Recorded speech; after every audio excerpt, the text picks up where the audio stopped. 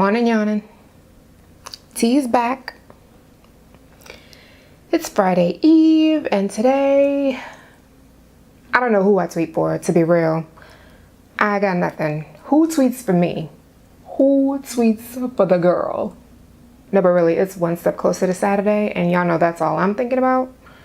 Thursday, Schmersday, whatever. By the way, let's take care of a few quick things. Thing one, if you're not signed up for the newsletter, you might want to get on that because it's got some pretty cool stuff. Soon it's going to have some pretty free stuff. It goes out on Saturdays, and you can sign up by going to goodmorningblack.twitter.com. Thing two, whether you like to watch the show or listen to the show, you can find all episodes of Good Morning Black Twitter on goodmorningblack.twitter.com. Just go to the episodes page, pick an episode, and you'll find the video embedded at the top and the audio embedded at the bottom. Thing number three, if you have a business, an organization, a Kickstarter, whatever, anything you want signal boosted on the show, go to goodmorningblack.twitter.com, head to the About page, scroll down, and use the contact form to get in contact with me so you can be a friend to the show and the show can be a friend to you. Get it? Got it? Good. So now that we have that out the way, I kind of just want to take a moment to acknowledge the death of Ferguson activist Darren Seals.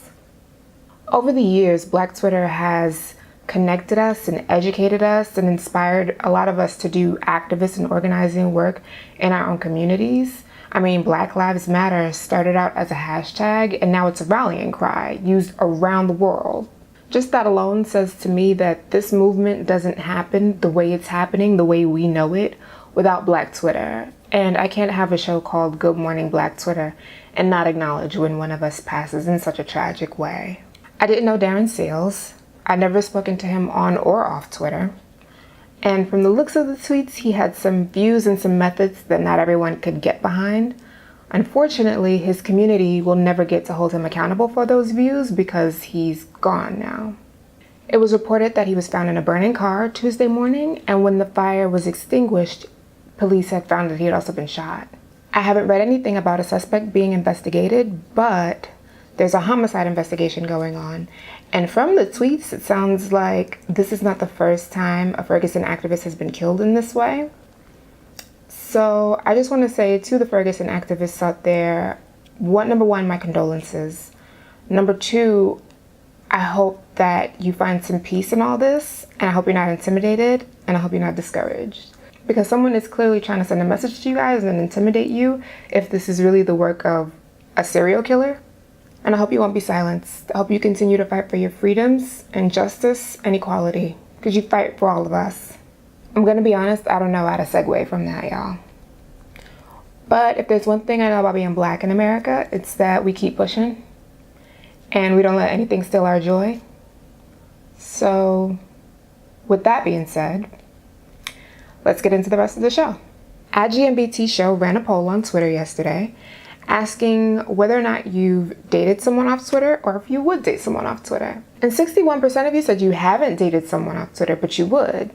@SCKADub, is that how you say your name? @SCKADub? Either way, @SCKADub mentioned that he wouldn't be surprised if his future her was someone he met on Twitter.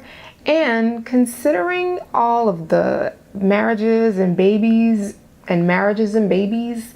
that happen on Black Twitter, I wouldn't be surprised. I mean, it's not far-fetched at all.